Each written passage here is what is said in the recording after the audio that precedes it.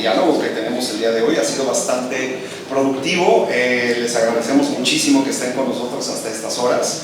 En esta mesa vamos a hablar de derechos laborales para el programa Investigadores por México, las alternativas jurídicas.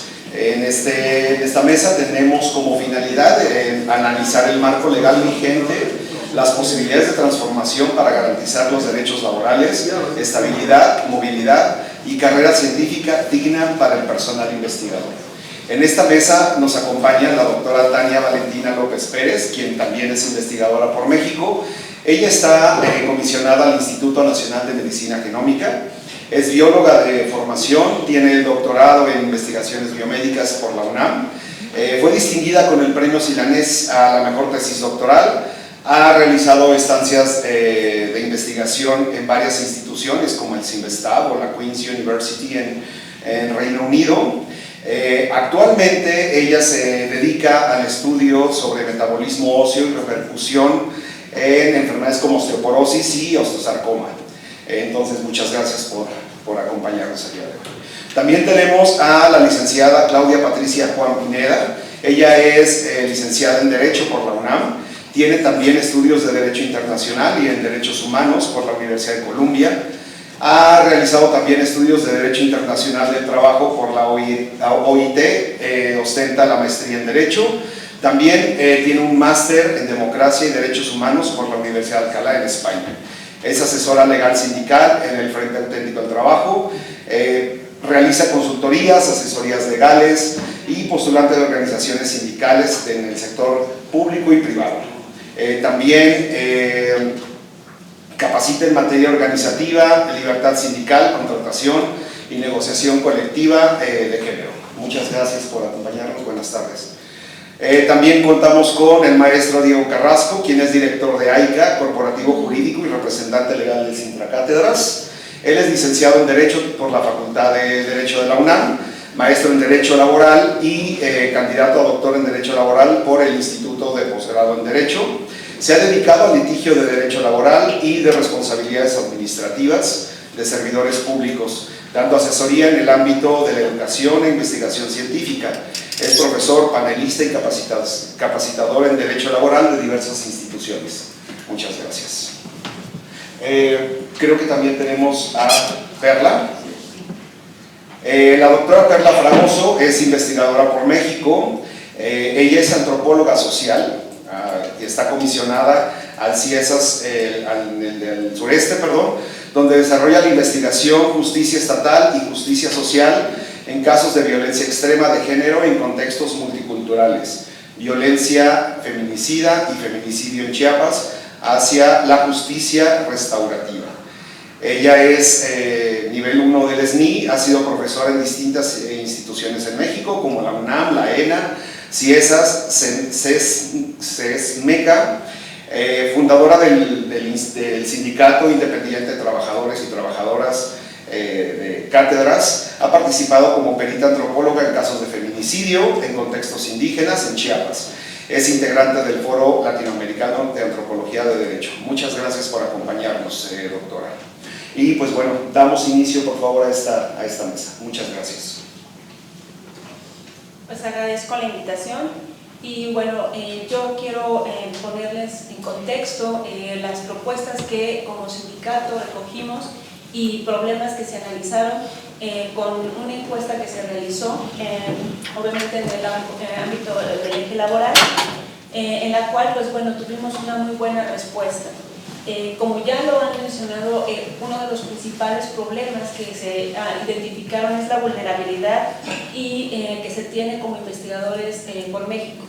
Esto ha llevado a que muchos de los investigadores pues sufran hostigamiento laboral y acoso laboral, lo cual ha hecho que muchos de ellos tengan inclusive este temor de ejercer sus derechos. Y una de las cosas que mencionaba la maestra ahorita en la mesa anterior era que hay veces que ni siquiera te asumes como trabajador, ¿no? Y eso es algo muy importante, ¿no? Personas que inclusive comentábamos y veíamos que hasta para pedir sus vacaciones tenían miedo, ¿no? ¿Puedo pedir vacaciones? O sea, cosas de ese nivel. Entonces, una de las cuestiones es justamente pues, que esta vulnerabilidad hace que muchos de ellos ni siquiera puedan asumirse como realmente trabajadores del Estado. Otro de los principales problemas detectados fue la falta de respaldo institucional. Y justamente por esta falta de respaldo institucional es que se deja a los trabajadores en esta vulnerabilidad.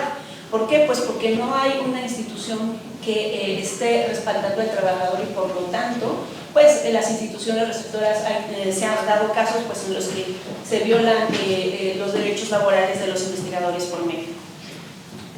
También pues la cuestión de los lineamientos que regulan a los investigadores por México, ya que muchos de ellos tienen muy poca flexibilidad, tanto para cuestiones, como les decía, de la toma de vacaciones, incluso la falta de poder tomar días económicos. ¿Por qué? Porque la vida se presenta en situaciones que no siempre tienes la posibilidad de estar solicitando las 1.000 firmas para poder faltar un día al trabajo. Este tipo de situaciones que no están contempladas. Y también pues esta cuestión que lleva a que no hay un tipo de sanción ni repercusión a aquellos que incumplen justamente con los convenios o bien que vulneran las condiciones laborales de los investigadores por México. Dadas estas problemáticas, nosotros llevamos el análisis de estas sobre qué propuestas o qué cosas podríamos proponer para la resolución de estos problemas. Una de ellas pues, fue justamente que exista un respaldo institucional. ¿Qué quiere decir esto? Que nuestro empleador asuma un rol activo realmente en la defensa de sus trabajadores, porque eso evitaría pues, la vulnerabilidad en la que se encuentran muchos de los compañeros. Se propuso también la creación de un observatorio de derechos laborales, esto con la finalidad de que se pueda visibilizar estas problemáticas que enfrentan los diferentes investigadores por México en las diferentes instituciones y que permita también llevar un seguimiento de estos problemas.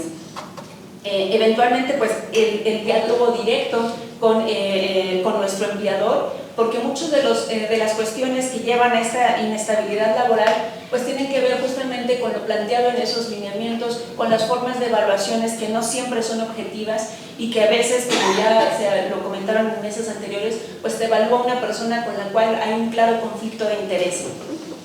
Y pues esas cuestiones llevan justamente al desarrollo de todos los problemas que ya se han venido manejando. Y justamente una de las cuestiones también es que esta inestabilidad laboral impide llevar a cabo el planteamiento de proyectos a largo plazo. Y proyectos a largo plazo, por ejemplo, en la cuestión académica, que tiene que ver justamente con poder proponer proyectos que puedan tener un alcance mayor y que te permita planear a largo plazo los objetivos de tu investigación, cosa que no se tiene justamente por esta inestabilidad laboral.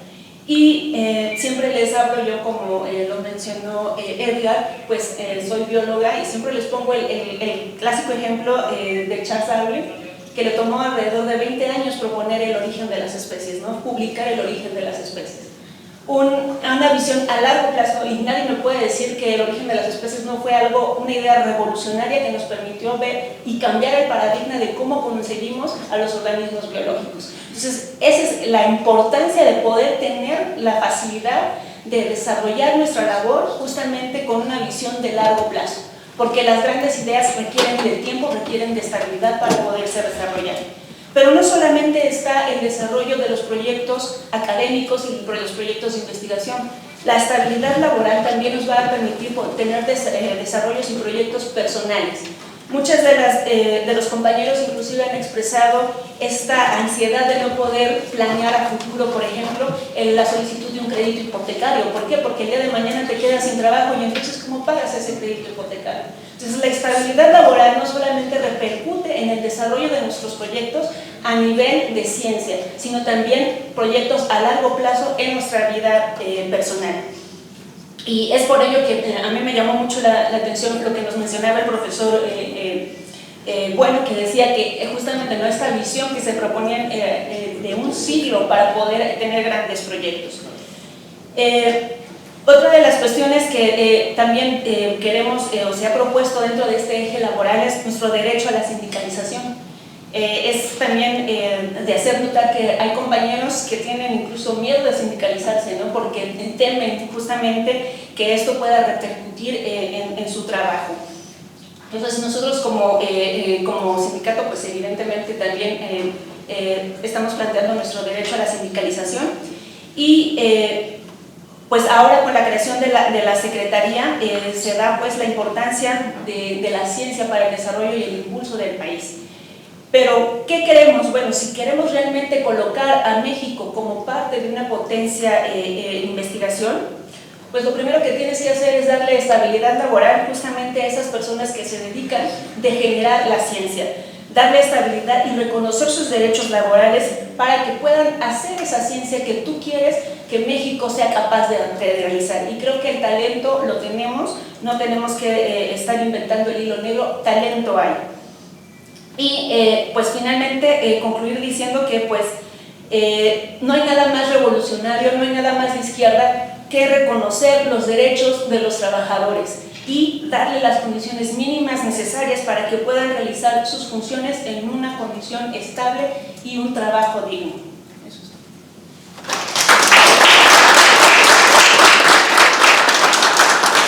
Muchas gracias, doctora Tania.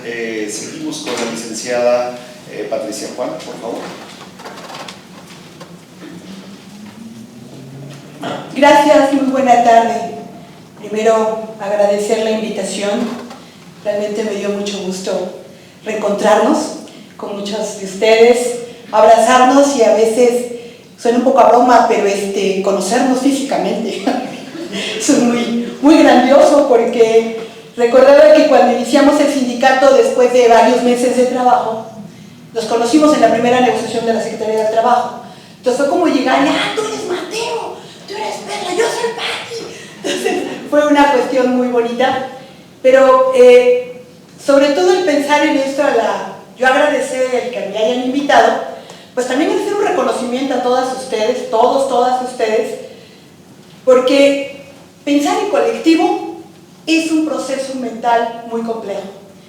Pensar en luchar por tus derechos, asumirse como trabajador, pues es algo muy complejo. Parece algo simple, pero nos han vendido tanto el discurso de que trabajador guácala, o organizarte sindicalmente guácala a los sindicatos, que hoy en día recordar, acercarnos otra vez después de casi 5 o 6 años, ya no recuerdo cuántos años, pues es un reconocimiento a ustedes, que como gremio hayan decidido organizarse y mostrar más allá de todo lo que les han dicho, más allá de todo ese proceso de destrucción contra ustedes, de intimidación y de violencia, que ustedes han mostrado su pasión, su amor y su compromiso a lo que hacen como personas en su quehacer de la ciencia, pero también su amor a ser personas trabajadoras de la ciencia, tecnología y la innovación. Pero también reconocer esa capacidad de resiliencia, de resistencia y sobre todo recordar, muchas veces lo decía y lo sigo diciendo, para ser sindicalista hay que ser optimista, porque solo así podemos generar cambios. Y para mí está claro que el camino que ustedes han caminado, pues ha tenido mucho de resiliencia, de resistencia, de optimismo y de un soñar con un futuro. Este mundo no va a salir adelante sin ustedes, porque la realidad es que no vamos a salir solamente con buenos deseos, y ahora que hablamos tanto de aranceles y demás, pareciera que es un mundo aparte de la ciencia y lo que ustedes generan todos los días en los temas esenciales: salud, educación, alimentación, agua, cambio climático, relaciones sociales, violencia. Todo lo que ustedes están documentando, trabajando, investigando, innovando, pues es lo que tiene que dar y reconocerse para reconocer lo que es hoy Programa de Investigación de Investigadores por México.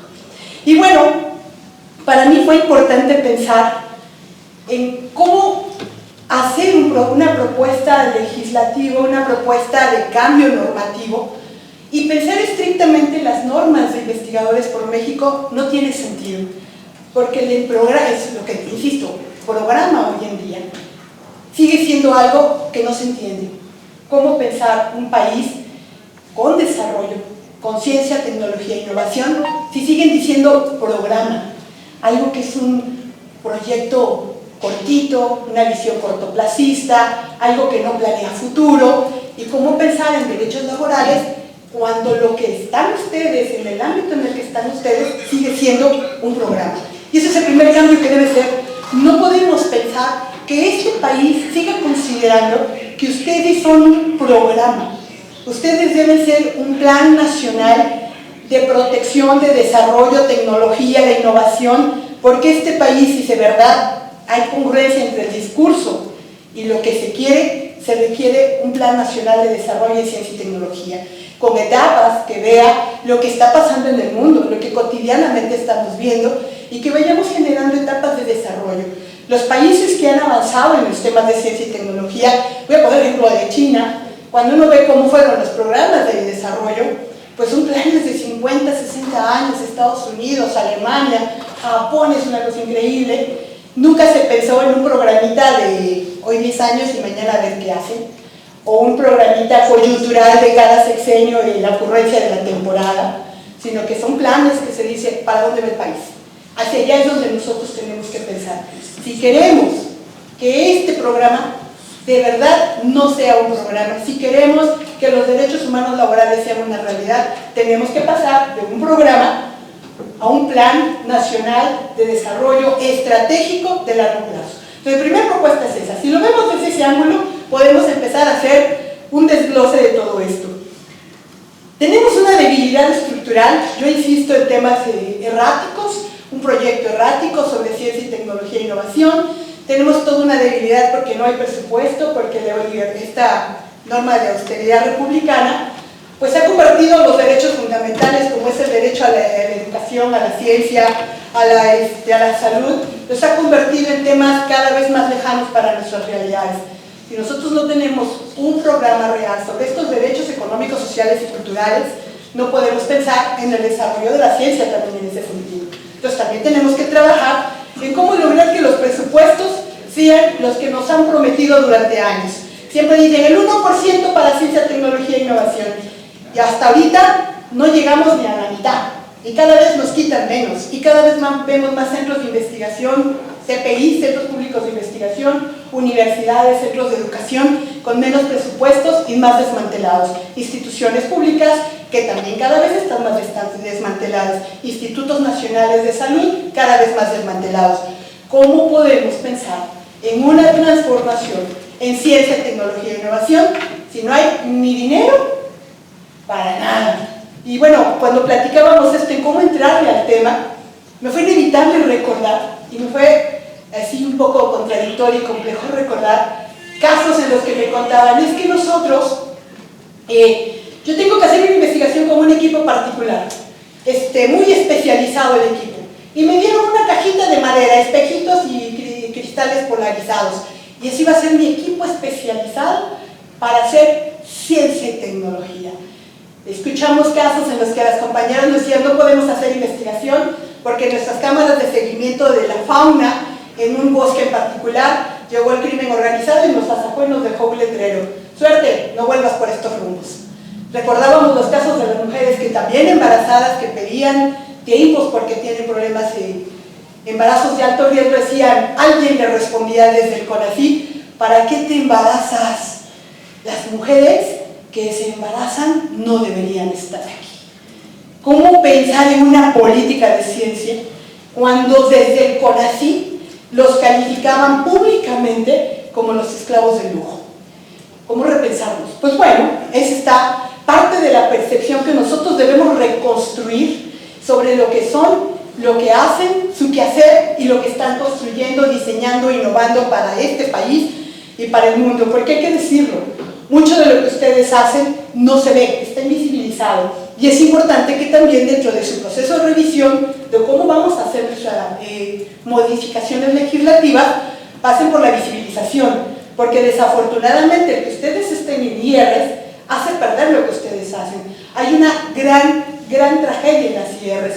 Entonces están en unos procesos inmersos en los cuales, con mucho respeto a esos centros de investigación y mucho respeto a las universidades, son procesos en los que están controlados por los mismos grupos, con controles endogámicos, con preferencias donde ustedes son excluidos y donde son violentados para que sean los esclavos de lujo de los que tienen el control en esos centros de investigación, donde hay toda una regulación de las obligaciones de los IR, que dicen obligaciones, proporcionar condiciones de trabajo, proporcionar seguridad, proporcionar bla, bla, bla, bla, bla, pero no está la institución responsable de que eso se cumpla.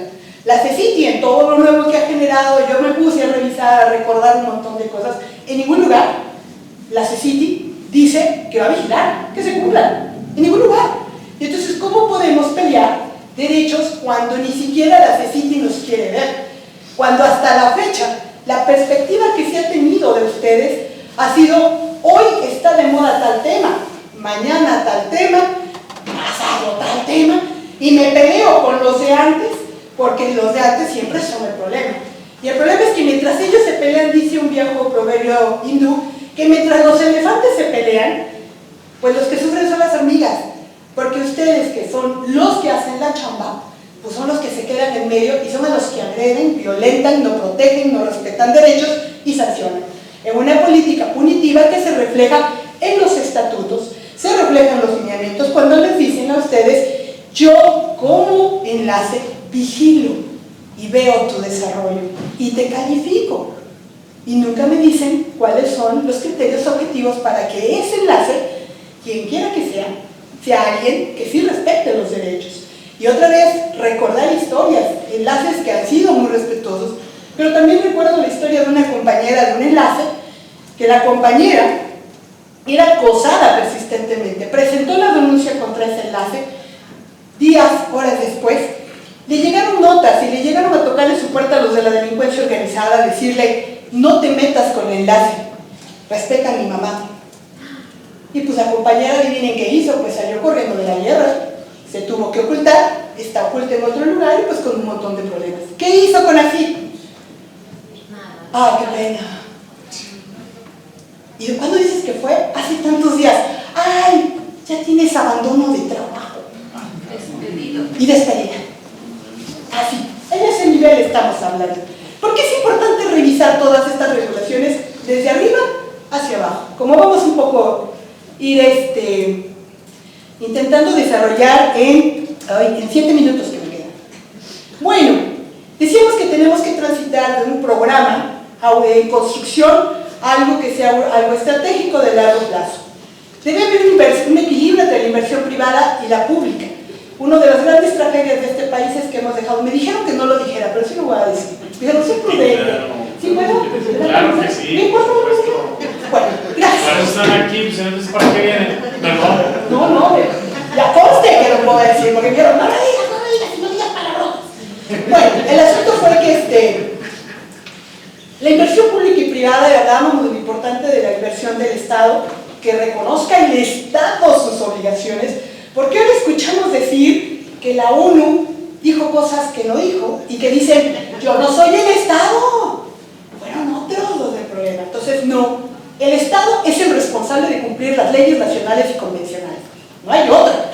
Y no se vale decir, yo no fui porque lo hizo el de abajo, ni más.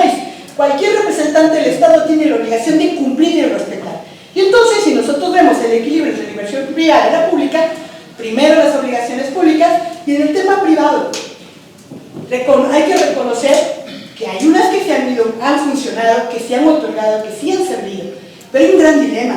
También hay inversión privada que ha generado grandes tragedias y que utilizan a nuestro país y a nuestra población como conejillos de indias. Y hay 2 casos en institutos nacionales de salud, donde llegan las farmacéuticas y dicen, por una lana, y tú utilizas a toda tu población que llega aquí a consulta para investigar mi medicamento. ¿Y cuántos de ustedes no se han enfrentado precisamente con esos enlaces y con esas vacas sagradas de las instituciones de educación que dicen, tú te sometes porque si no lo hacen, si no nos entra lana? ¿Cuántos de ustedes llegaron con el presupuesto que les daban a la primera generación, a las instituciones, a las IRs, y resulta que el dinero desaparecía y ustedes ni una silla tenían? ¿Cuántos lo vivieron? ¿Cuántas veces los castigaron porque decían, ¿por qué te tardas tanto? Porque tengo que recorrer en bicicleta lo que todo tengo el carro que me pagaron para que yo pueda hacer. ¿Cuántas cosas hemos visto en inversiones públicas? Pues debe haber un equilibrio. Está bien, pero con límites. ¿Cómo vamos a ir controlando todos estos temas, que no se sobrepongan los intereses privados a los públicos. Hoy en día hay un gran discurso sobre soberanía, y suena muy bien cuando nos lo cuentan en el aire y nos hacen palomitas y cosas muy lindas, pero hay que darle dotarlo de mayor contenido. Si queremos soberanía y nos hablan de soberanía alimentaria, ustedes ahí están, son los que lo están haciendo. Si nos hablan de soberanía energética, ustedes son los que saben y tampoco nos están viendo. Si ustedes saben sobre aprovechamiento del agua, construcciones, desarrollo social, desarrollos antropológicos, todo lo que ustedes hacen, ustedes son las y los expertos y tienen mucho que dar. Pero no podemos dotar de soberanía si no nos voltean a ver y no visibilizan lo que ustedes hacen. Así que tenemos un gran reto. Tenemos que visibilizar y decir quiénes son ustedes y qué es lo que hacen. ¿Qué más es importante? Propuestas concretas. Tenemos que racionalizar criterios de realidad en el quehacer de los investigadores por México. Dejarlo programático, algún día te tocará presupuesto y algún día lo harás, frente a lo efectivo. La lana tiene que estar donde tiene que estar auditada, totalmente de acuerdo, tiene que llegar a donde tiene que llegar, totalmente de acuerdo, tiene que destinarse a lo que tiene que, totalmente de acuerdo, pero no me desaparezcas la lana o no te gastes la fortuna en cuestiones que se quedan en las cúpulas de las dependencias o de las instituciones. Eso no se vale. Tiene que llegarse a donde se hace ciencia, tecnología e innovación. Se debe aprovechar la experiencia acumulada. Hay mucha experiencia acumulada en las instituciones públicas, en los CPI, pero hay una gran tragedia también. Esa experiencia acumulada también son los que controlan todo. Entonces también debemos ver cómo regular que no se reproduzca esta endogamia que tanto daño ha hecho. Que paremos de control de estos sectores en los grupos de evaluación, en los grupos de ingreso, promoción, permanencia y sobre todo en esos espacios que a ustedes les quitan la oportunidad de desarrollar sus funciones.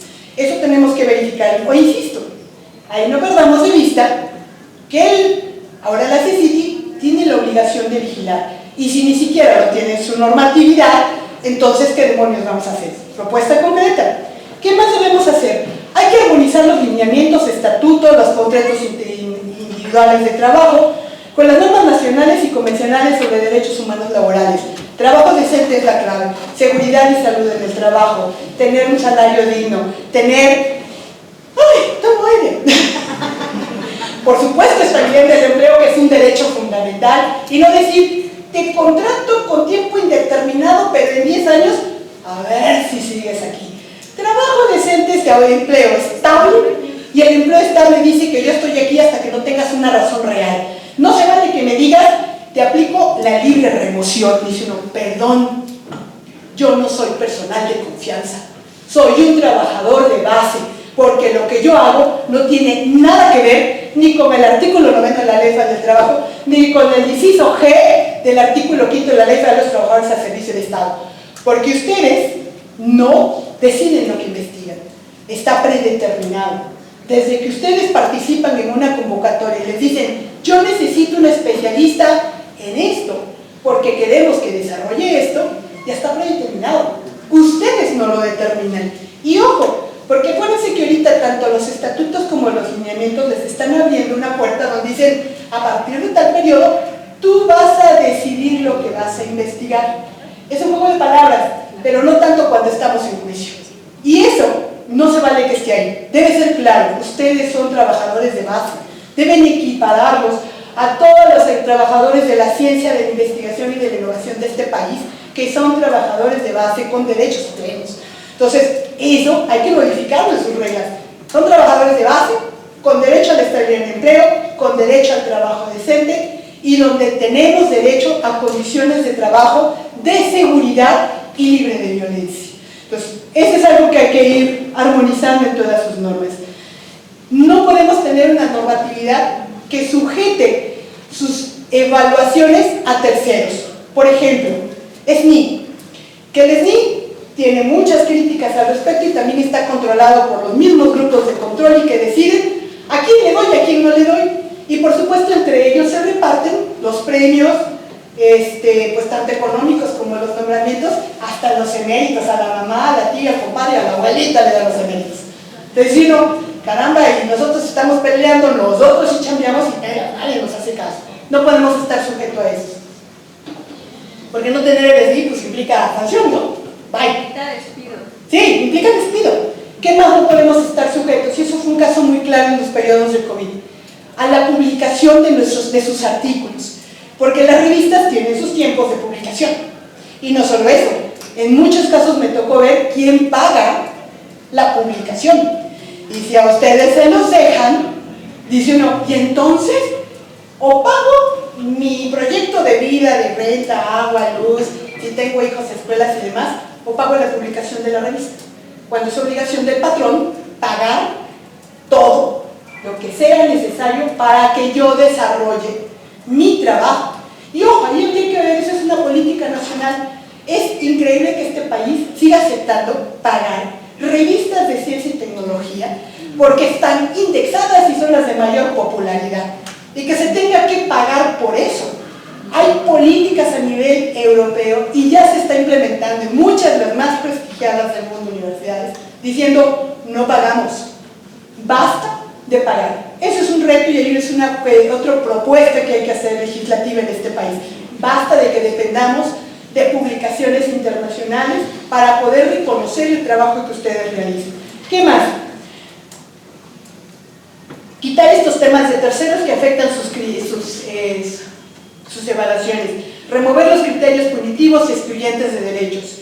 Buscar esto de catalogación de confianza, que bueno, no puede ser que sigan siendo considerados personal de confianza y les digan libre remoción. Esa es una ilegalidad, que también es muy importante tener claro una política laboral en este país totalmente incongruente, porque siguen generando decretos de creación de instituciones excluyentes de derechos. Desde que dicen, es que tú eres del apartado B, y dice uno, caramba, ya me quitaste por lo pronto la libertad sindical, ya me quitaste el derecho a la negociación colectiva, y si soy de este sector, ya hasta me convertiste en confianza.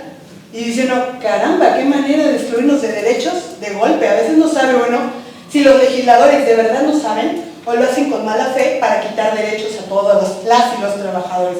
Entonces tenemos que pensar cómo eliminar y modificar esta regulación. Tenemos que quitar el criterio de buscar trabajo para que nos aprueben. Si ya estoy trabajando, no me estoy rascando el ombligo ni me estoy rascando la cabeza, para que ustedes digan, busca trabajo. Como si buscar trabajo fuera en este país, hoy en día, sobre todo para la ciencia y la tecnología, fuera hacer, dicen chilaquiles, pero también cuestan trabajo. Pero es una ridiculez que le digan, busca trabajo. Tu obligación es buscar trabajo en donde estés inserto. ¿Cómo vamos a buscar trabajo? En los CPIs y en las universidades, cuando tenemos una política en la cual no hay creación de plazas. Cuando tenemos ninis, ni se jubilan ni se mueren. Y entonces, como demonios, podemos ocupar las plazas nuevas. Cuando no podemos ingresar ahí, porque esas plazas no se desocupan. Y no solo eso, sino que además en el caso que pase algo así, perdón compañero, no es mala leche, hay que recuperar la experiencia, pero la verdad, hay que renovar, hay que renovar. Pero otro tema es, pasa eso, y lo siguiente es, bueno ya, una plaza libre, y lo primero que nos encontramos es quienes controlan esos mecanismos de ingreso, y en los cuales lo primero es mi grupo, ahora entra mi delfincito, y ustedes no los consideran. Han entrado. O la congelan. Bueno, también esa política, si no la concursas de aquí a mayo, ya no va a haber plazas y además te la desaparezco. Y pues adiós a la lana, a la ciencia y tecnología y al proyecto de nación. ¿Qué más debemos garantizar? Debemos garantizar que tengan los recursos materiales, financieros y humanos para desarrollar su quehacer. Les dicen que les dan y les quitan todo. Una vigilancia efectiva a las IR sobre el cumplimiento de sus obligaciones por la CECITI. Por supuesto, perspectiva de género no existe en la CECITI, por más que diga, ya estamos las mujeres en la ciencia, felicidades, no hay perspectiva de género. Y lo recuerdo muy bien por los embarazos, y lo recuerdo muy bien por todo lo que nos ha pasado por cuidados maternos, por cuidados de los hijos, de las familias. No hay nada al respecto. Hay un abandono absoluto en la materia. Y si queremos que realmente estén las mujeres en la ciencia, pues necesitamos tener perspectiva de género, desde abajo, desde que nacemos, para que esto sea una realidad. ¿Qué más? Considerar las realidades que alteran su programa de trabajo frente a situaciones como la criminalidad, embarazos, salud, problemas sanitarios, plataformas electrónicas. Tuvimos casos de que falló la plataforma electrónica y nos despidieron creo que como a 10. Después reconoció el CONACYT que era un problema de la plataforma, pero no te revisaron. ¿Para qué no lo haces a tiempo? En fin, así pasa. Hay que ver una realidad. El principio de realidad tiene que ser una realidad. Ya me pasé de lanza con el tiempo. Perdón. Política integral contra la violencia y la fiebre. No pierdan de vista el convenio 190, la recomendación 206, la nueva tabla de enfermedades, la NOM número 035 y, por supuesto, libertad sindical y negociación colectiva, que conllevan la firma del pacto colectivo que es Intracátedras, propuso el CONACYT hace 4 años y que prevé varias de las soluciones de lo que estamos hablando. Gracias.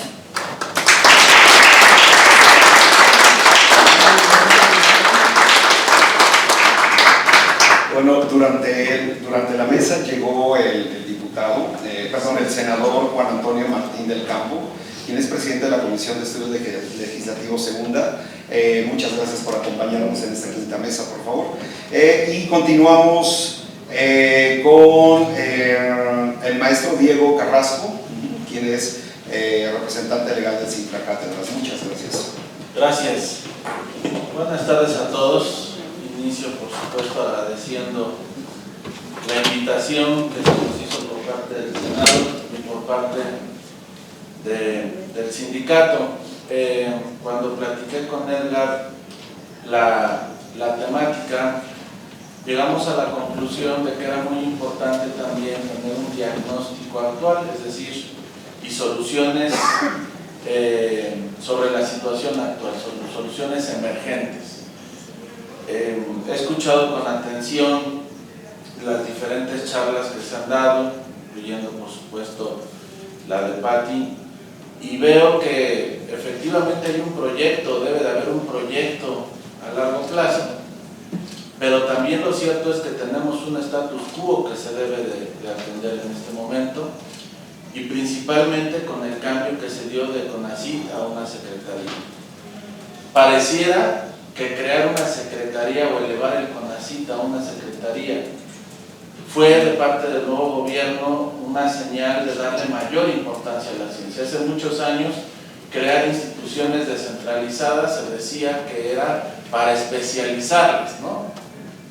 Así surgieron los famosos institutos nacionales de salud, en donde la Secretaría de Salud no podía ser tan técnica, tan especializada, y entonces se decidió fragmentarla y crear una institución especializada en cardiología, en perinatología, en pediatría, en medicina genómica, y esa era la tendencia. Ahora pareciera, en los últimos años, que la tendencia para resaltar la importancia de una actividad del Estado es ahora elevarlos de OPDs a secretarías. Eso no lo voy a calificar si es positivo o negativo.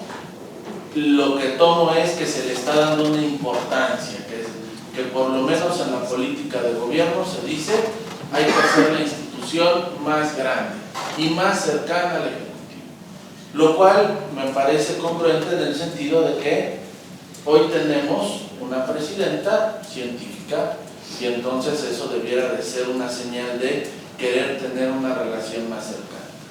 Pero eso laboralmente trae sus complicaciones y ya estamos en esa cancha. Entonces, ¿cómo jugamos esa cancha? Primero quiero darles el diagnóstico de dos grandes rubros para después dar algunas de las cosas que estamos haciendo y que se proponen.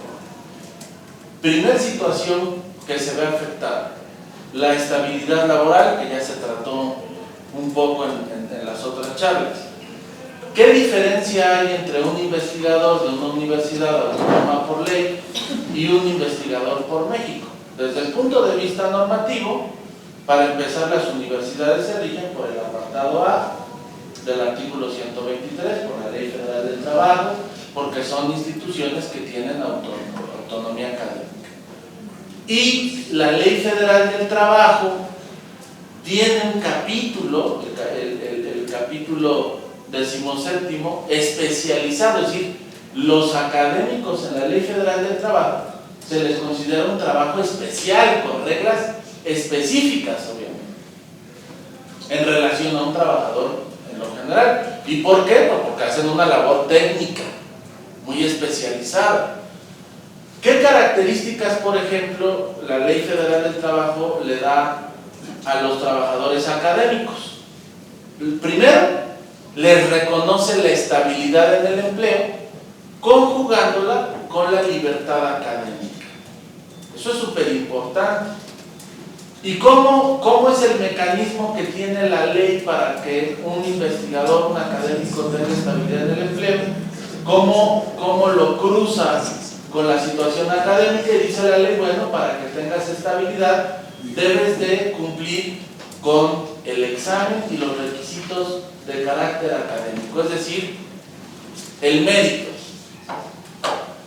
Tenemos, por ejemplo, las clásicas, la Universidad Nacional Autónoma de México tiene los famosos exámenes de oposición, en donde tú enfrentas a un sínodo académico, a unos pares, y si te aprueban, ellos están aprobando que eres apto para tener estabilidad en el empleo, pero ya te despreocupas, existe el mecanismo para. Esa es una característica. La segunda característica es que la propia Ley Federal del Trabajo establece que tienen necesidades diferentes desde el punto de vista sindical y laboral, y con toda claridad establece la posibilidad de que existan sindicatos gremiales. Y el clásico ejemplo de la UNAM, tenemos un sindicato de trabajadores administrativos con necesidades distintas, con un contrato colectivo administrativo, y tenemos un sindicato de académicos con sus propias reglas y sus propias necesidades. Es decir, que la Ley Federal del Trabajo permite que tengan un traje a la medida dependiendo la actividad que desarrollen. Por eso es un trabajo especial regulado. El problema viene cuando, al ser una secretaría, nos cambian de cancha y nos pasan a la cancha de trabajador al servicio del Estado, del apartado B del 120, que pareciera primero de origen que legislador. En 1960, que crea esa ley burocrática, pues la situación del país era totalmente distinta. No figuraba que tuviéramos una política de investigación y ciencia como la que tenemos ahora. Por tanto, una plantilla laboral de esa naturaleza. La ley burocrática fue creada para una burocracia distinta, y incluso distinta a la que tenemos el día de hoy. Entonces, cuando nos pasan a la ley burocrática, entonces nos pasan a unas reglas que primero no fueron creadas para un gremio de esta naturaleza, y segundo son muy escuetas, porque realmente no tiene una regulación específica. En lo único en lo que regulan los investigadores, y ya se decía, es considerarlos de confianza.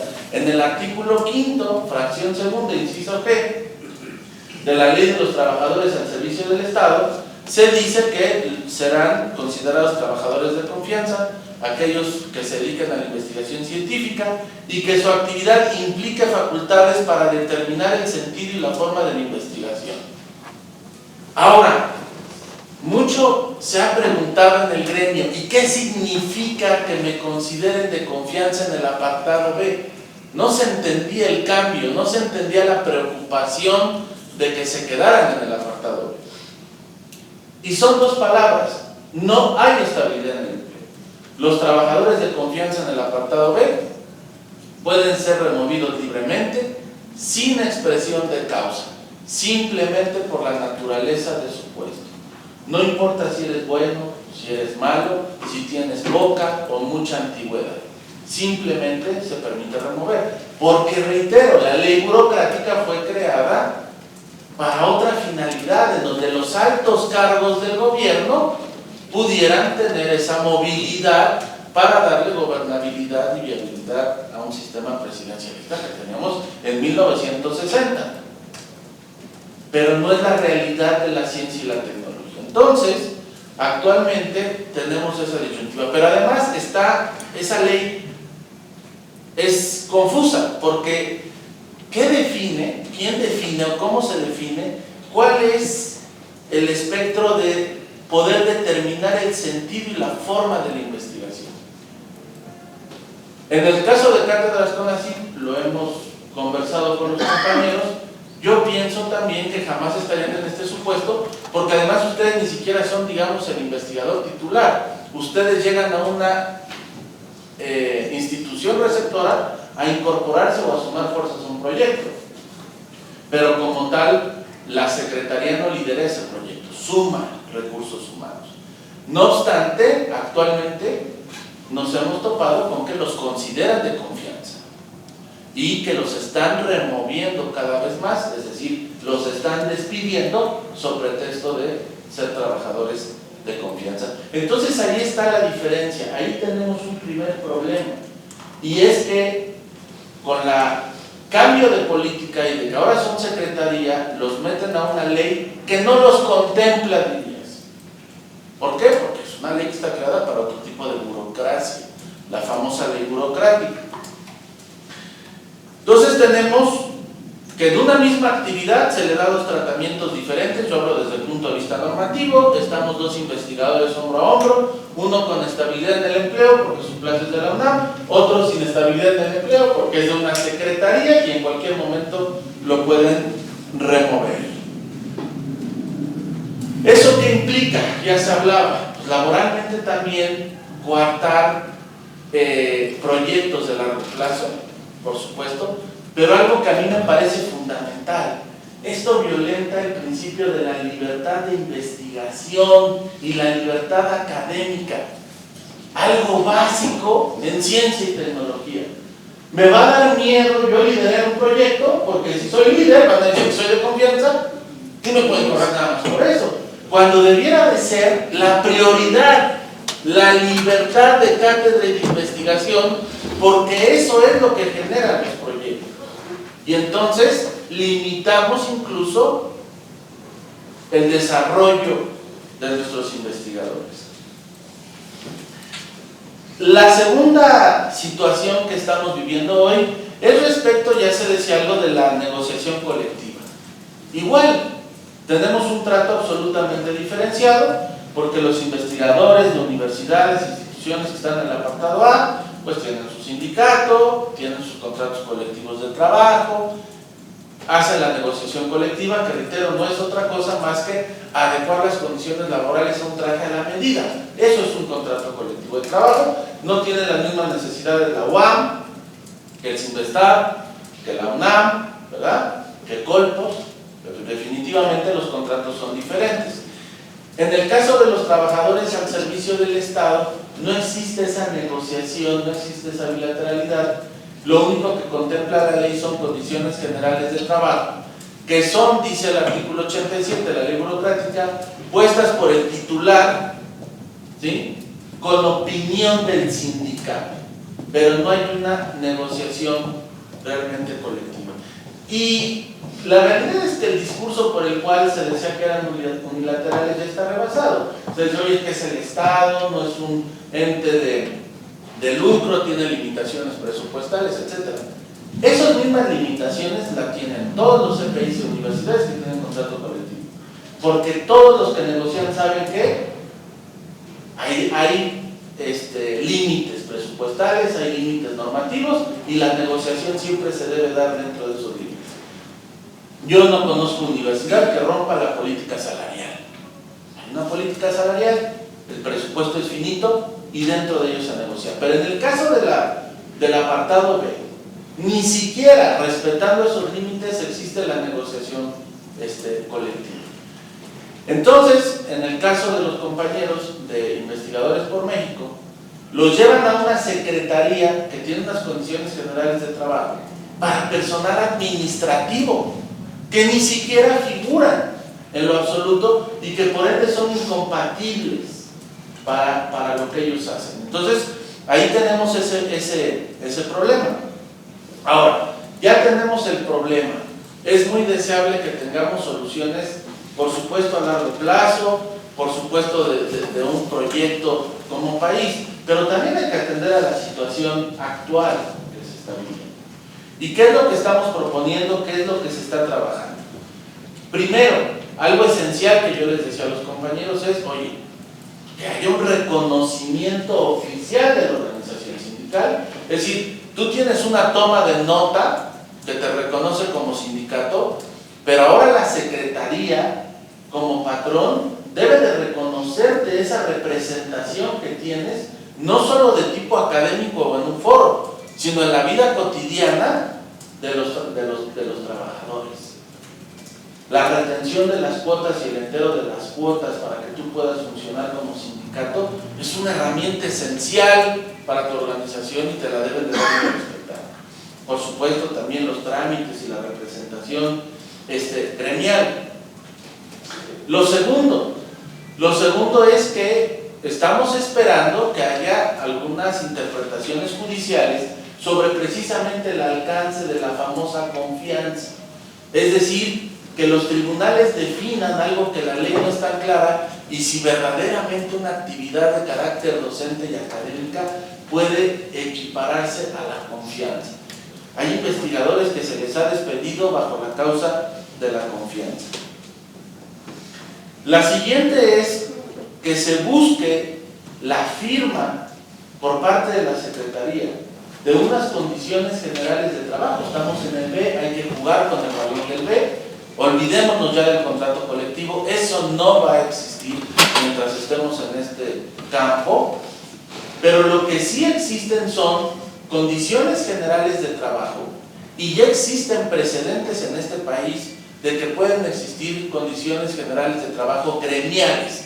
Hay secretarías de Estado como la Secretaría de Comunicaciones y Transportes que tienen condiciones gremiales. El primer logro que se hizo en esta materia fueron los controladores aéreos. Precisamente porque ellos decían, oye, nosotros hacemos algo bien especializado que no se compara con lo que hace el personal administrativo en funciones y entonces existen condiciones generales de trabajo gremiales. Esa es una de las propuestas que se está haciendo, ese proyecto de contrato colectivo que se buscó tratar de que se logre como una condición general de trabajo gremial. Y finalmente, y es muy apropiado el foro y la oportunidad que se nos da, una reforma legislativa. Pero una reforma legislativa, por supuesto que hay muchos aspectos que atender en ciencia y tecnología, señor senador, pero una reforma legislativa desde el punto de vista laboral. Si la política del Estado mexicano en este momento es impulsemos a la ciencia y tecnología mediante la creación de una secretaría y los investigadores, yo considero que son el corazón de esa secretaría, pues entonces hagamos el mismo ejercicio que se hizo en la Ley Federal del Trabajo. Si ya lo vamos a tener en el gobierno federal, pues hagamos una réplica de lo que hay para las universidades públicas en la Ley Federal del Trabajo, en la ley burocrática. Es decir, pongamos reglas simétricas, claras y dirigidas al sector académico si la decisión es traerlos a la administración pública centralizada. Quitemos ese estigma de confianza que no tiene justificación y pongamos reglas claras para el efecto de que haya un marco jurídico que dé certeza y no sea, como se señalaba, mediante lineamientos o programas de carácter administrativo que se pretenda regular algo que debe de estar en la ley. Y que ya tenemos una guía, en algún momento se hizo en la Ley Federal del Trabajo para las universidades públicas. Entonces ya tenemos materia para la cual poder hacer esto. Les agradezco muchísimo su atención y quedo a la orden para cualquier duda. Gracias.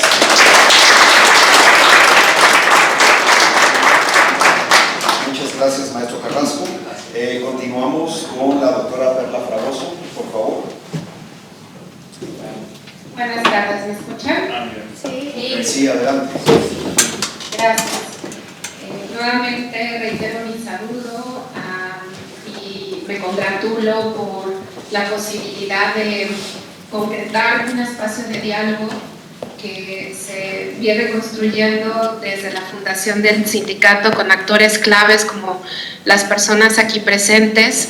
Es un gusto saludar al senador Antonio Martín del Campo, a nuestro secretario general del Sintracátedras, el doctor Edgar Guerra, a la licenciada Patricia Juan, reencontrarnos de manera virtual como era nuestra costumbre al inicio de la fundación del sindicato, al actual asesor jurídico del Sintracátedras, el licenciado Carrasco, a mi colega, la doctora Valeria. La siguiente diapositiva, por favor. La presentación que tengo para ustedes hoy, no sé si ya se ve la siguiente diapositiva, yo no la veo, pero gracias. Tiene como título Investigadoras e Investigadores por México, la labor científica en un contexto de incertidumbre laboral y de vulneración de derechos. La siguiente, por favor. Y la titulé así porque lo que me interesa presentarles esta tarde es una reflexión que extiende muchos de los elementos que ya han expuesto a lo largo de esta larga jornada del foro, pero que se vincula con cuáles son las condiciones de posibilidad de la labor científica y por qué es importante garantizar la libertad de investigación y cátedra, que son precisamente dos de los principios de esa labor científica, y la estabilidad y la certidumbre laborales para los trabajadores de la ciencia en general, porque si bien nuestro gremio de cátedras CONACYT, ahora investigadoras por México, es un sector que muestra de una forma muy elocuente estas condiciones de precariedad laboral en un sentido de derechos humanos laborables, también es cierto que no somos el único sector de la investigación y de la ciencia que los tenemos. Y esto porque me interesa llegar al punto de por qué quienes fundamos el sindicato lo fundamos con este objetivo, entre otros, de garantizar estas condiciones para quienes hacemos esta labor de investigación en este programa tan específico. La siguiente, por favor. Aunque ya quienes me han antecedido lo han expuesto, no me parece que sea ocioso nuevamente pensar en por qué es importante garantizar la libertad de investigación y de cátedra para quienes realizamos la labor científica. Ya lo han dicho, el planteamiento, desarrollo y sistematización de los resultados de una investigación para que tenga implicaciones que impacten la transformación de la sociedad o los hallazgos necesarios para pensar en la resolución de cualquier problemática, exige una temporalidad que no es una temporalidad corta en términos de la prontitud de resultados, al menos entre 3 y 5 años, si no es que es toda una trayectoria vital y de investigación científica. Y esto se vincula con la crítica que diversos autores como el destacado sociólogo ya fallecido González Casanova hacía a la lógica actual del capitalismo académico y cómo el conocimiento se ha mercantilizado en aras de una productividad que exige tiempos acotados tanto en la investigación como en la formación de recursos humanos. Y esta reflexión se extiende no solo a la producción del conocimiento científico y a su concreción en impactos concretos en los diferentes ámbitos en los que actúa, sino también a cómo se está formando a las nuevas generaciones de científicas y científicos, de urbanistas, de tecnólogos, para pensar no en términos de esa ética de la pertinencia social, sino de la mercantilización del conocimiento. También pensando junto a partir de la lectura de Ruy Pérez Tamayo, este gran patólogo y médico, cuando habla de las 10 razones para ser científicos, él alude a la relevancia de no tener jefe en el trabajo para quienes hacemos ciencia, no en un sentido jurídico o laboral estricto, sino refiriéndose a la independencia intelectual y a la autonomía, la creatividad, para que en el quehacer científico se puedan proponer, imaginar, concretar estos marcos teóricos y metodológicos a nuestras investigaciones. Y por supuesto la horizontalidad en el trabajo colectivo que esté libre de jerarquías. como ustedes han escuchado a lo largo de esta jornada, justamente estas condiciones han estado ausentes en nuestras condiciones laborales. La siguiente, por favor. Y en ese sentido, cuando aquí enuncio algunos de los factores que afectan los procesos de investigación científica, ustedes pueden ver cómo en el planteamiento, en la estructura propiamente del programa, en su origen como cátedras CONACYT, muchos de estos elementos están presentes. La ausencia de garantías laborales colectivas, aunque sí las tenemos individuales, pero también sobre eso reflexionaré con mayor detalle adelante. Los tiempos acotados, la falta de libertad, la inestabilidad y precariedad laboral para realizar la investigación y lamentablemente las violencias u hostigamientos hacia las personas que realizamos esta investigación, todo esto teniendo como base una política punitiva, que también de eso quiero hablar porque creo que una de las grandes motivaciones del sindicato, de la fundación del sindicato, fue transformar esa lógica punitiva en una lógica de garantías y en una lógica de estímulos, que desafortunadamente hasta ahora se conserva esta lógica punitiva en cómo las autoridades de la actual administración atienden las problemáticas de quienes estamos dentro de este programa. La siguiente, por favor. En la estructura propia del programa está esta argamasa que favorece la violación de una diversidad de derechos humanos laborales que están garantizados tanto en la Constitución mexicana como en la Ley Federal del Trabajo y también en los tratados internacionales firmados por México en materia laboral. Y esto es claro, por ejemplo, respecto a las causales de rescisión laboral, que no están incluidas como causales de terminación de nuestro contrato dentro de la Constitución y dentro de este artículo de la Ley Federal. Muchos de los elementos, como nuestra permanencia en el SNI, para rescindir nuestros contratos. La siguiente, por favor. En este sentido, como ya han dicho la abogada Patricia y el abogado Carrasco,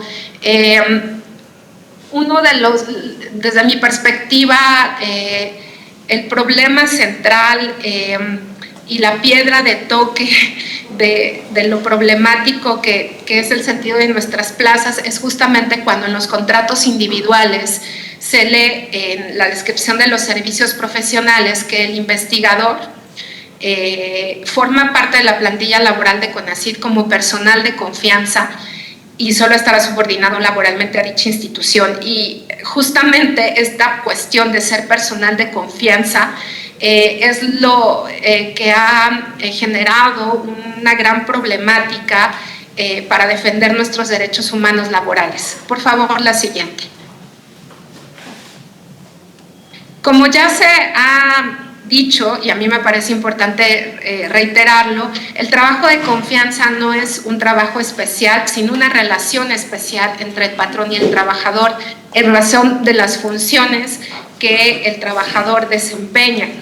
Y bueno, ya lo decía el abogado Carrasco, esta figura del trabajador de confianza que tiene, no sé, creo que es en los años 30 cuando surge esta figura, tenía como objetivo pues un contexto social muy distinto al que tenemos ahora. Y permítanme, me voy a poner mis audífonos y mi micrófono para continuar la exposición, porque soy mamá de 2 pequeñas y una está llorando. Se esté colando. Como decía, la figura del trabajador de confianza tiene un objetivo muy claro en la administración pública y tiene que ver con la operacionalización de decisiones de corte netamente político por parte del Estado. Tendría más esta mística de la misión política que controvertida siempre, y en ese sentido recuerdo a Max Weber cuando hacía su reflexión respecto al político y al científico y la distinta naturaleza, aunque también Max Weber fue un político en el sentido de siempre estar presente en la dimensión pública y colocar la voz de la sociología en las decisiones públicas. Ciertamente, como ya lo han dicho, es problemático que a quienes realizamos investigación se nos ubique como trabajadores de confianza, porque implica en sí misma esta paradoja, o sea, la paradoja de como trabajadores de confianza, en su misma definición, un trabajador de confianza tiene este corte político de operacionalizar, no de construir una visión a través de una metodología sobre una problemática para presentar una solución creativa, una solución crítica, una solución eficiente, sino justamente la de operacionalizar una perspectiva mucho más ideológica y política. Y tanto en el artículo 9 de la Ley Federal del Trabajo como en la ya Ley de los Trabajadores al Servicio del Estado que han mencionado, es claro que cuando se lee no tiene nada que ver con lo que nosotros realizamos en nuestras funciones, y aun cuando en este inciso G que citaba de la ley burocrática el licenciado Carrasco, que habla de la investigación científica, siempre que implique facultades para determinar el sentido y la forma de la investigación que se lleve a cabo, aunque en principio esto no estaba considerado dentro de los lineamientos y dentro del Estatuto del Personal Académico de Cátedras, y que justamente gracias a la labor del sindicato y el empuje que desde la Fundación hemos tenido para desde nuestra propia experiencia y desde esas vicisitudes que hemos tenido en las instituciones receptoras, proponer al CONACYT, al entonces CONACYT, a la hora CECITI, esas transformaciones necesarias para hacer de este programa un programa mucho más armónico con la defensa de los derechos laborales, aun cuando gracias a eso actualmente ya vemos investigadoras e investigadores que hemos propuesto nuestro proyecto y que lo estamos llevando a cabo, y que eso cumpliría uno de los primeros objetivos del sindicato, que era justamente la lucha por esa libertad de investigación y de cátedra. Este inciso no obedece a una lógica del desarrollo científico, sino a otro tipo de lógica administrativa. Y lo más importante en este sentido es que pues a los trabajadores de confianza se les excluye de cualquier derecho, salvo la protección al salario y a las medidas de seguridad social, pero justamente se impone el despido libre y sin costo alguno, y no tenemos derechos colectivos. La siguiente, por favor. Aquí en este esquema muy sintético está muy claro de lo que les he venido hablando hasta ahora, colocando el énfasis en los derechos colectivos, que es uno de los ámbitos justamente de la lucha sindical, y que ciertamente nos sentimos muy orgullosas y muy orgullosos de haber logrado esta colectividad que se imaginaba imposible cuando se aperturó el programa, que favorece, por un lado, la descentralización, lo cual es muy positivo, pero por otro lado también atomizaba nuestra presencia en diferentes lugares del país e instituciones, y resultaba muy complejo pensar cómo esta diversidad de personas que hacían investigación en ámbitos muy distintos de la ciencia, en instituciones con problemáticas muy distintas, podían iniciar un diálogo y organizarse,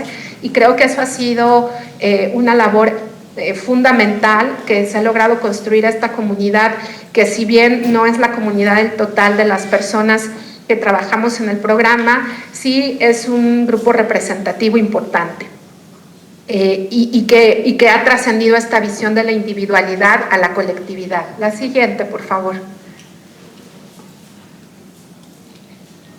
En ese sentido es importante pensar en la clave, y esto lo debemos mucho,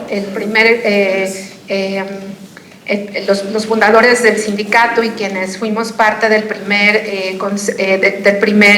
del Consejo Directivo Colegiado, la labor de la licenciada Patricia Juan respecto a pensarnos sí como trabajadores, pero también pensar nuestros derechos laborales en clave de derechos humanos laborales.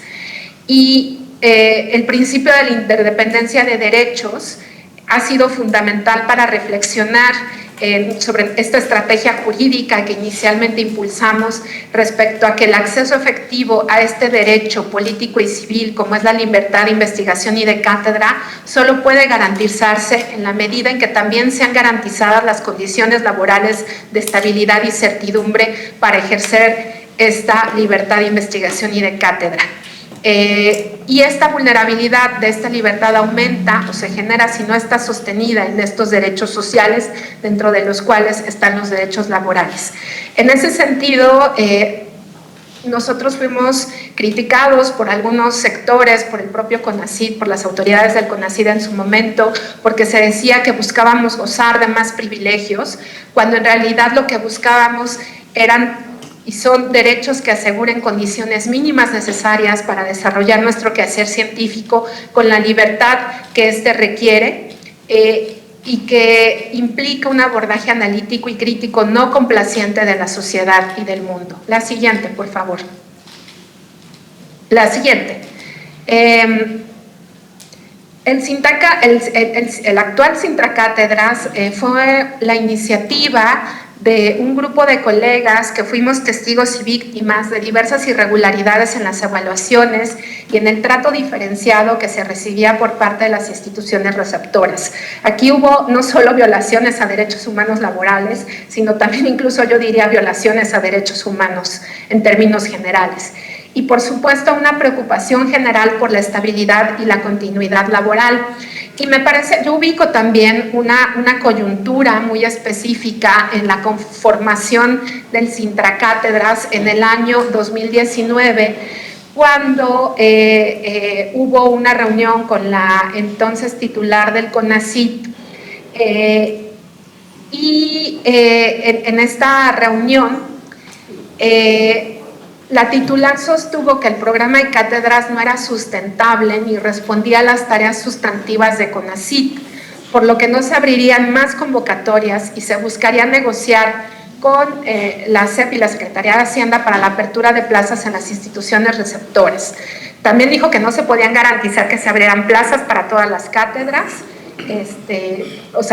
para las cátedras que por distintas razones ya no estaban contratadas, sino que quedaban abiertos esos espacios,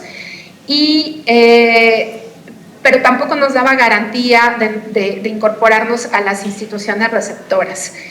En este sentido, después de escuchar a la titular y de tener este trabajo de conciencia colectiva sobre nuestra vulnerabilidad laboral, nos dimos a la tarea de hacer un breve diagnóstico y fue muy interesante que además las personas investigadoras que impulsamos en este proyecto estábamos en su mayoría en el sureste del país, en Chiapas, en Yucatán, en Oaxaca. Me parece que eso también es significativo, este impulso regional. Hicimos un pequeño diagnóstico respecto a los abusos, la violencia, la discriminación, los intentos de despido injustificado que derivaron o en reubicaciones institucionales que terminaron con proyectos académicos de gran valía que en poco tiempo habían logrado mucho, y también con proyectos de vida, ¿no? Y familiares, por lo que implicaba moverse a otro estado, a otra institución, reiniciar con otro proyecto. Frente a estas experiencias, el análisis que hicimos apuntó a que los lineamientos de operación académica y administrativa del programa de cátedras CONACYT nos colocaban en una situación, como decía, de enorme vulnerabilidad e incertidumbre, para conservar nuestros empleos dependíamos de evaluaciones realizados por tercero que no eran colegiados y que además respondían a la complejidad de distintas culturas institucionales, de distintas lógicas del hacer científico, de prácticas no éticas dentro de la propia investigación científica como el patrimonialismo, los caciquismos locales, etc. La siguiente, por favor. Iniciamos reuniones sobre dudas legales, consultamos a diferentes abogados y abogadas y con la mayor información que pudimos recabar decidimos crear el sindicato. Ciertamente supimos de otras figuras organizativas como asociaciones civiles, pero nos quedó claro que la única figura legal para la negociación de mejoras laborales y una negociación bilateral además era el sindicato. La siguiente, por favor. Como dije, si bien nuestro registro legal frente a la Secretaría del Trabajo y Previsión Social es en el año 2020, el Sintracátedras fue un proyecto que se gestó desde el 2018 y que fue un proyecto que buscó en todo el momento el apego a las leyes y las normativas vigentes. La siguiente, por favor. Y también partió de principios muy claros.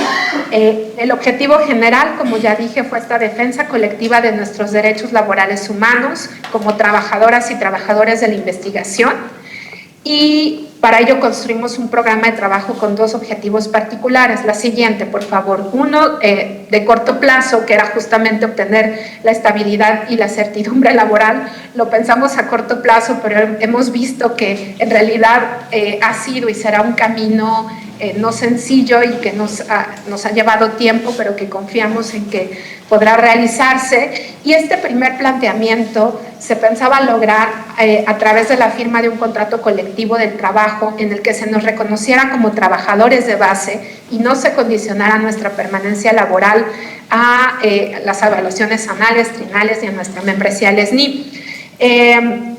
Ya el abogado Carrasco habló de que desde su perspectiva pues no es posible la firma colectiva de la firma de un contrato colectivo de trabajo, sino de condiciones generales del trabajo. Lo cierto es que como científicos humanistas, ya sea sociales o de disciplinas biológicas, físicas, estamos acostumbradas a imaginar horizontes para hacer posible lo imposible. Y en nuestro principio ontológico de libertad de investigación, el contrato colectivo sigue presente, aun cuando no sea a corto plazo y aun cuando también como fundadora del sindicato tengo mis mayores respetos por el actual consejo directivo colegiado y lo apoyo plenamente en sus decisiones, y también sé que hay decisiones que tomar a corto plazo para hacer efectivas y concretar esa defensa de nuestros derechos humanos laborales. Creo que no debemos de perder de vista en ese horizonte esa imaginación, esa creatividad, esa valentía para defender esa imposibilidad por ahora y en algún momento hacerla posible. Y en esos momentos nos preocupaba mucho la continuidad del programa, más allá del 2024, en gran medida por las declaraciones del entonces titular, y veíamos como otro de los objetivos influir en la decisión pública, dando a conocer nuestro trabajo y más que las virtudes del programa en sí mismo, que como ya dije de base tenía muchos problemas, algunas virtudes, pero también muchos problemas, pues dar a conocer nuestro trabajo científico y cómo estábamos incidiendo en la resolución parcial de muchas de las problemáticas, tanto a nivel teórico como aplicado de nuestro país. La siguiente, por favor.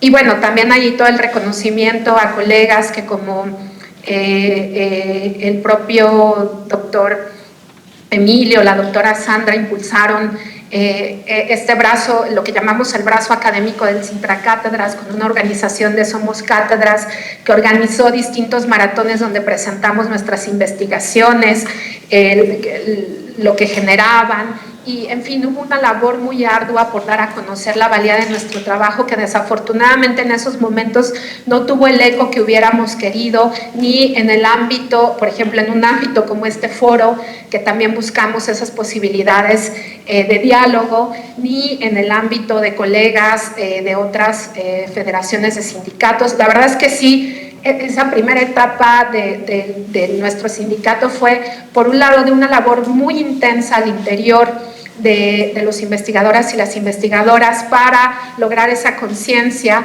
y lograr formar y consolidar el sindicato. Y lo que quiero decir también es que los puntos de partida, como ya decía, fue esta modificación de la lógica punitivista que atraviesa nuestros contratos individuales por una lógica garantista de nuestros derechos laborales, evitar estos abusos en las instituciones receptoras, tener mecanismos de resolución de conflicto en condiciones de igualdad. Sabemos que el conflicto es imposible de evitar, pero también en los estatutos del personal no tenemos actualmente mecanismos en los que nuestras voces sean escuchadas en condiciones de igualdad para resolver esos conflictos y garantizar la soberanía del catedrático respecto a su proyecto y al rumbo de su trayectoria profesional, que quizás es uno de los logros que pienso que hemos empezado a construir. Y por supuesto, pues identificar estos ámbitos susceptibles de mejora en nuestras prestaciones para negociarlas en una futura revisión del contrato colectivo. La siguiente, por favor.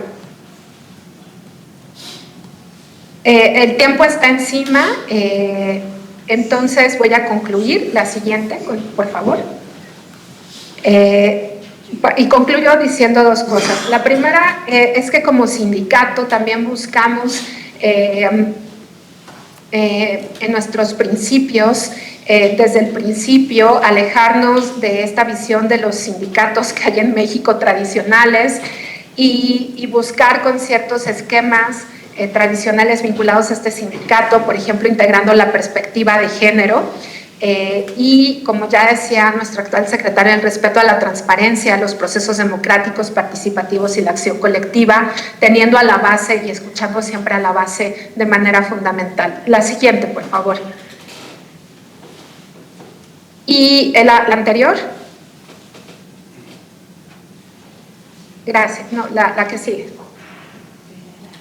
Y en este sentido, nuestro lema fue y es derechos laborales para una ciencia con pertinencia social, y creo que este lema habla elocuentemente de lo que como sindicato y como generación de mujeres y hombres investigadores, trabajadores de la ciencia, tenemos a nuestra labor.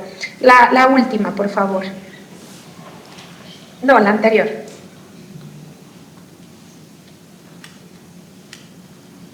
Me parece que hay una antes. Esa, gracias. Pues concluyo diciendo lo que dije para la inauguración de uno de estos maratones de cátedras en algún momento. La investigación científica, humanística, social y tecnológica tendría que estar dirigida hacia la construcción de un mundo social y la preservación de un mundo natural en el que primen la vida digna y el acceso equitativo, racional y necesario de las personas a los recursos, sin que esto implique la degradación del mundo e incluso diría del universo. Para generar esto es necesario que las condiciones de producción y socialización de este saber también se lleven a cabo en condiciones de dignidad laboral, que es lo que buscamos como sindicato. Gracias.